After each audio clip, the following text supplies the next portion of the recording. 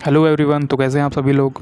तो आज की इस वीडियो में हम लोग देखने वाले हैं SSC MTS previous year question जो कि 2023 में हुए थे सितंबर के महीने में। तो उसी का मैंने टॉप 50 क्वेश्चन लिया है और ये कई पार्ट में आने वाले हैं, 2-3 पार्ट में। ये स्टैटिक जीके में जितने भी क्वेश्चन पूछे गए हैं पिछले साल वो मैं कंप्लीट करा दूँगा।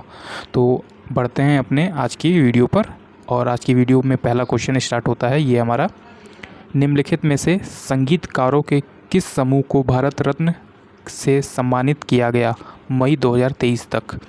तो हो सकता है कि ये क्वेश्चन फिर से आपके इस बार एमटीएस में रिपीट हो जाए, इसलिए तो इसका आंसर हो जाएगा पंडित रविशंकर और पंडित भीमसेन जोशी को भारत रत्न से सम्मानित किया गया। निम्नलिखित में से कौन सा शब्द तैराकी या फिर स्विमिंग के खेल से संबंधित नहीं है। तो इसमें जो ऑप्शन हो जाएगा वो हो जाएगा तीसरा, पेनल्टी कॉर्नर जो है वो हॉकी में होता है, इसलिए ये स्विमिंग से संबंधित नहीं है। स्विमिंग से फिर क्या संबंधित है, आपको ये ध्यान ज़्यादा रखना ज़रूरी है। तो पहला है ब्रेस्ट स्ट्रोक, बैक स्ट्रोक और फ्री स्टाइल, ये सभी तीनों जो हैं वो स्विमिंग से संबंधित है। भीतर गांव का ईंटों वाला मंदिर किस राज्य में स्थित है। तो ये हो जाएगा ऑप्शन दूसरा, उत्तर प्रदेश यूपी में है भीतर गांव का ईंट वाला मंदिर। यक्षगान एक लोक नृत्य है जो डैश राज्य में संबंधित है। तो सभी को पता होगा कि यक्षगान कहाँ का है, तो यक्षगान है हमारा कर्नाटक का। तो आपका आंसर हो जाएगा ऑप्शन नंबर 4 कर्नाटक। सिख साहित्य के अनुसार गुरु नानक देव की जयंती भारतीय चंद्र माह के डैश की पूर्णिमा के दिन मनाई जाती है। तो किस महीने में मनाई जाती है ये, तो ये मनाई जाती है कार्तिक माह की पूर्णिमा में। तो आपका आंसर हो जाएगा पहला कार्तिक है। कामलेश्वर के निम्नलिखित में से किस उपन्यास को 2003 में साहित्य अकादमी पुरस्कार से सम्मानित किया गया। तो ये हो जाएगा ऑप्शन 2 कितने पाकिस्तान। ये उनके उपन्यास का नाम था, जो कामलेश्वर थे उनके उपन्यास का नाम था कितने पाकिस्तान। इन्हें 2003 में साहित्य अकादमी अवार्ड से सम्मानित किया गया था। रोशन कुमारी, शोभना नारायण, माया राव और कुमुदिनी लाखिया प्रख्यात हैं किस फॉर्म से। जो ये परफॉर्म करती हैं वो है कथक, और कथक कहाँ का है, ये यूपी का है। तो आपको ये नाम याद रखने पड़ेंगे, रोशनी कुमारी, शोभना नारायण, माया राव और कुमुदिनी लाखिया, इनका संबंध जो है वो कथक से है। तो आपका आंसर हो जाएगा पहला कथक।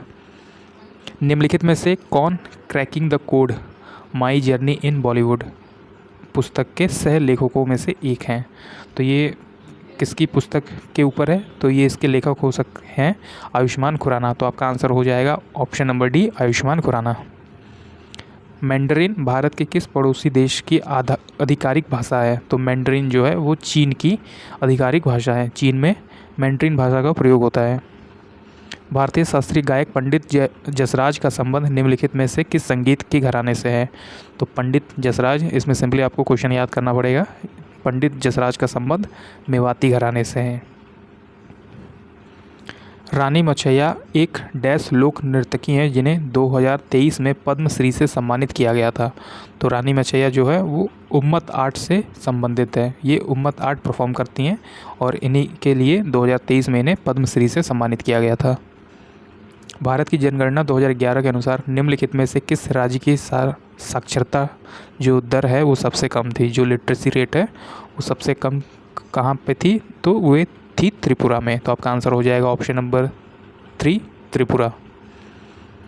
नृत्यांगना पद्म सुब्रमण्यम, अल्ला मेरवली, यामिनी कृष्णमूर्ति और अनीता रत्नम डैश की महान प्रतिपादक हैं।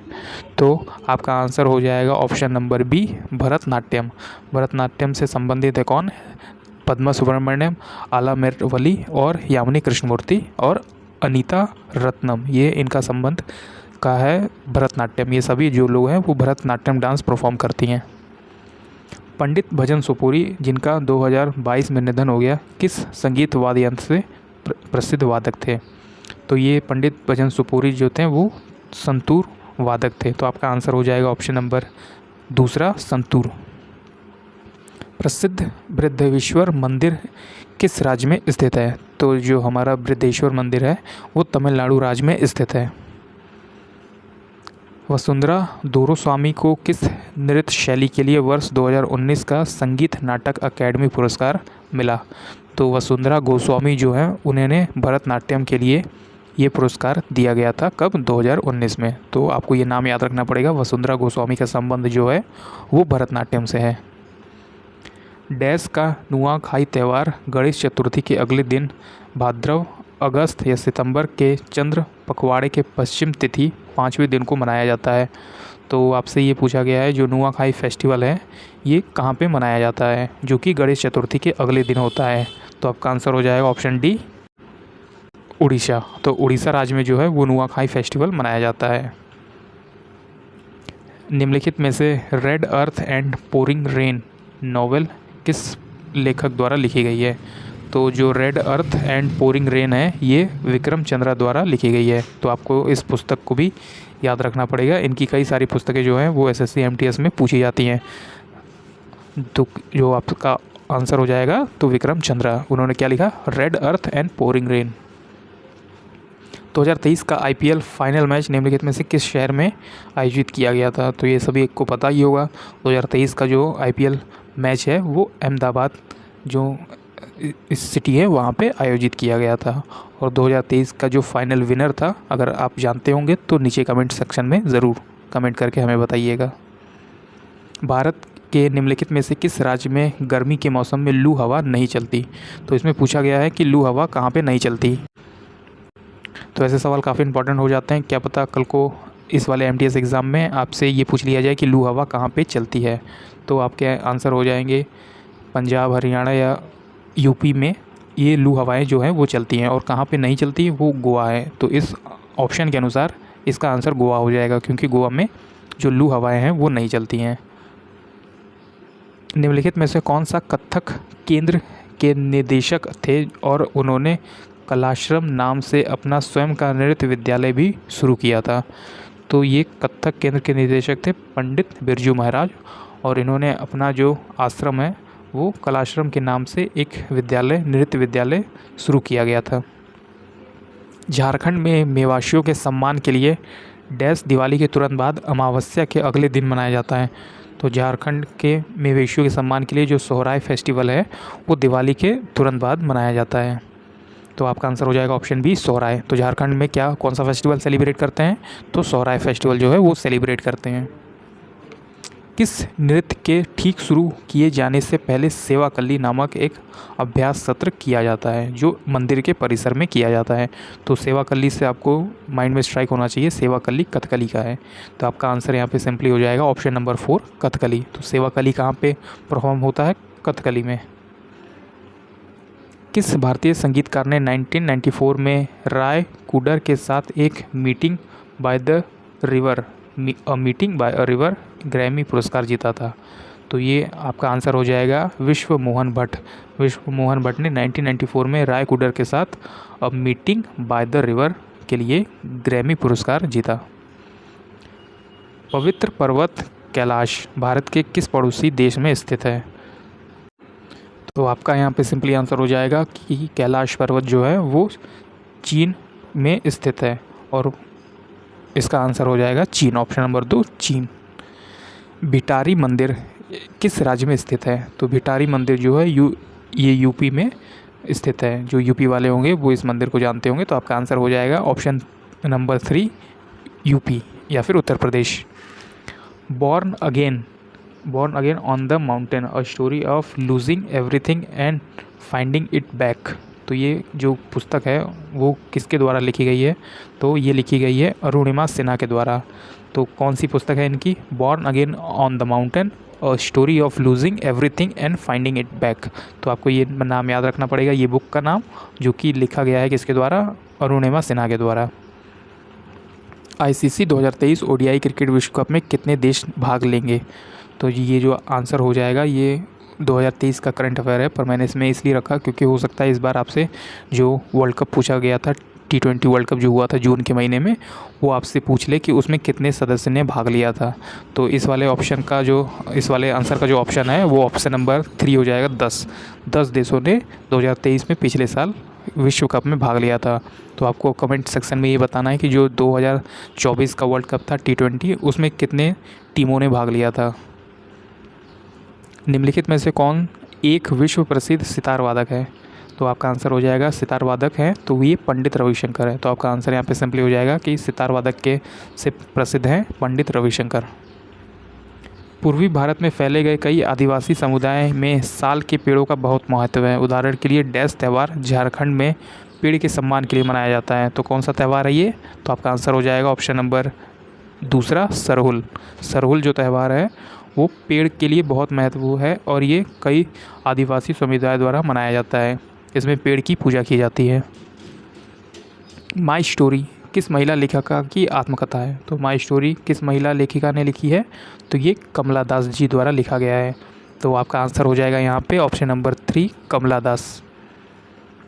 निम्नलिखित में से कौन सा उपन्यास मुल्क राज आनंद द्वारा नहीं लिखा गया है? ये भी एसएससी के फेवरेट ऑथर में से एक है। तो आपको इनकी भी कुछ पुस्तकें जो हैं वो याद रखनी पड़ेंगी।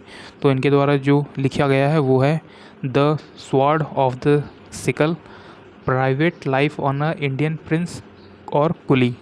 ये सब जो है वो मुल्क राज आनंद द्वारा लिखा गया है, जबकि जो द गाइड है वो इनके द्वारा नहीं लिखा गया है। तो इस क्वेश्चन के ऑप्शन के अनुसार द गाइड जो है वो मुल्क राज आनंद द्वारा नहीं लिखा गया है।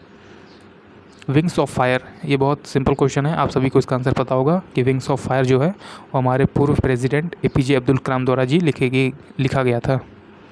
निम्नलिखित में से उस छछ नर्तकी को पहचान कीजिए जिसे संगीत नाटक अकेडमी 2021 फरवरी 2023 में दिया गया था। तो किसे दिया गया था? जो 2021 का पुरस्कार था वो 2023 में दिया गया था।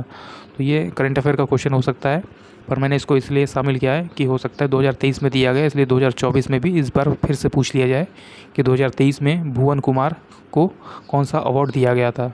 तो आपका आंसर हो जाएगा संगीत नाटक अकेडमी पुरस्कार। तो संगीत नाटक अकेडमी पुरस्कार जो है वो भुवन कुमार को दिया गया था 2023 में।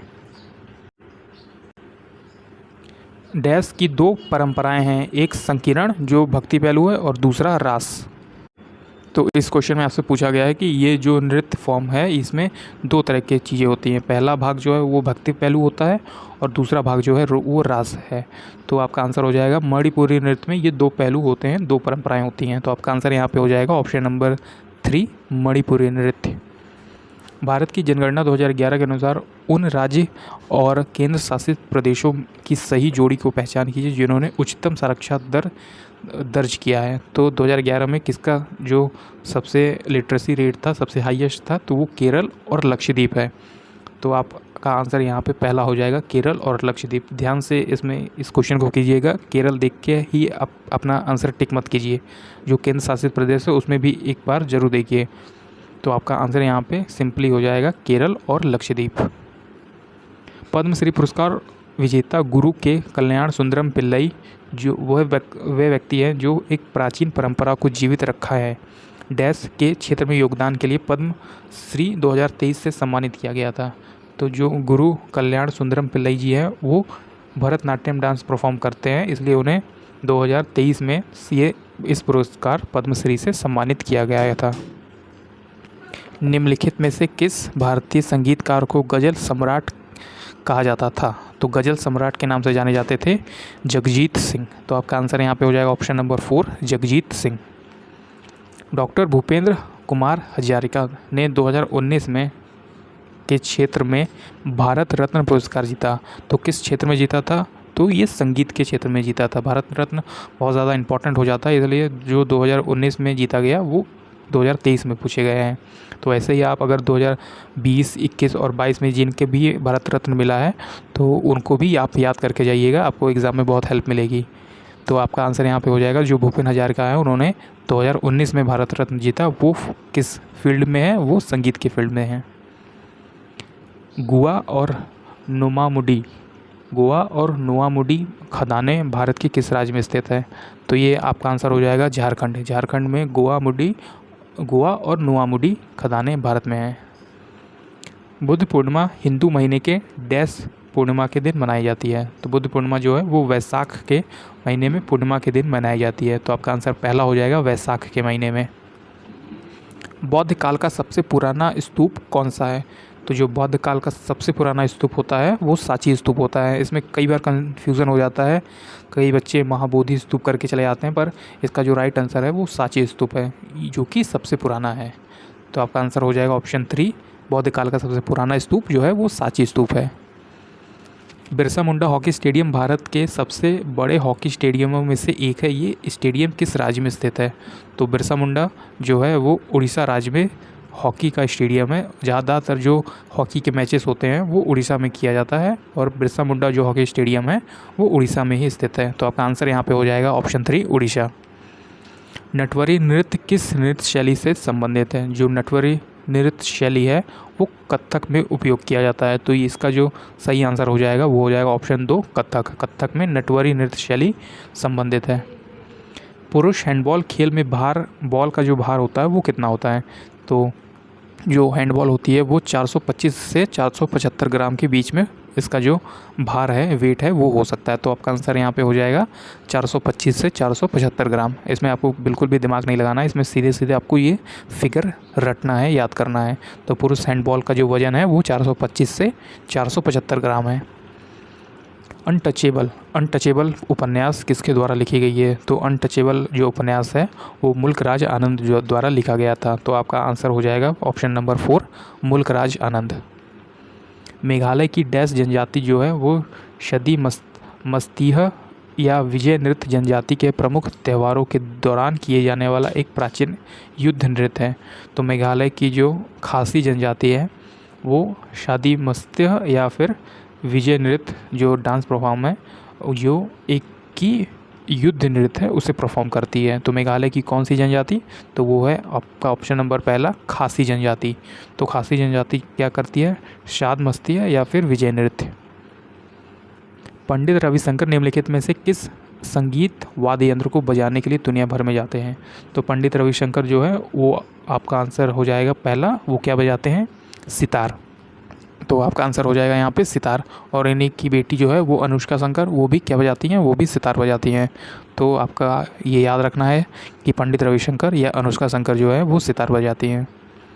निम्नलिखित में से कौन सी अफ़गानिस्तान की आधिकारिक भाषा है?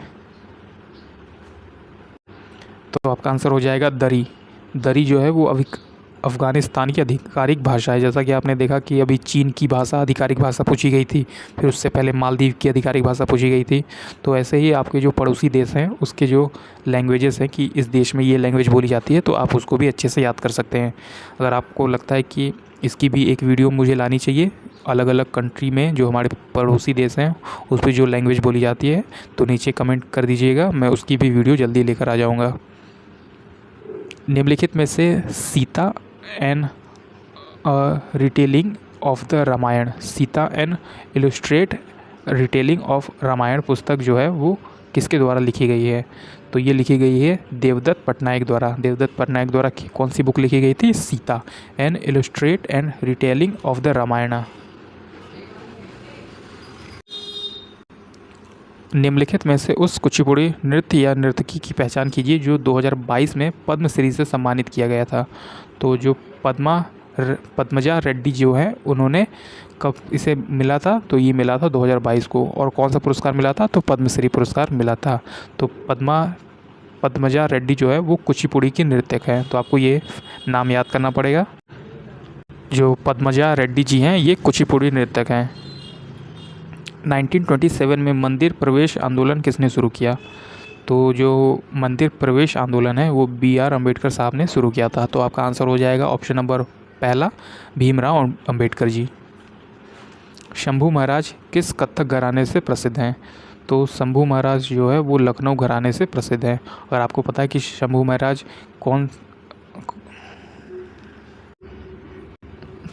अगर आपको पता है कि शंभू महाराज के साथ और कौन लोग हैं जो कथक करते हैं तो नीचे कमेंट सेक्शन में ज़रूर उनके नाम लिख दीजिएगा जो कथक करते हैं। तो इस वाले क्वेश्चन का आंसर हो जाएगा लखनऊ घराने से संबंधित है कौन? शंभू महाराज जो कि कथक करते हैं। निम्नलिखित में से सचिन तेंदुलकर की आत्मकथा कौन सी है?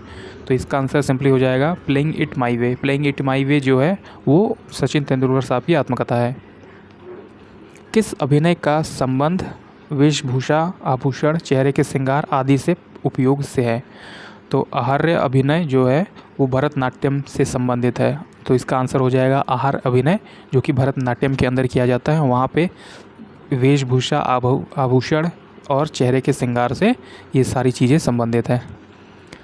निम्नलिखित में से किस स्टेडियम में ओडीआई क्रिकेट विश्व कप 2011 का फाइनल मैच खेला गया था? अब इस क्वेश्चन को मैंने इसलिए रखा गया है क्योंकि हो सकता है 2024 में जो T20 वर्ल्ड कप हुआ था वो किस स्टेडियम में हुआ था, किस जगह पे हुआ था, तो आपसे वो पूछ लिया जाए। तो अगर जिन्हें भी पता है कि 2024 का जो T20 वर्ल्ड कप भारत जीता था वो किस स्टेडियम में हुआ है, तो नीचे कमेंट सेक्शन में ज़रूर आप हमें बताइएगा।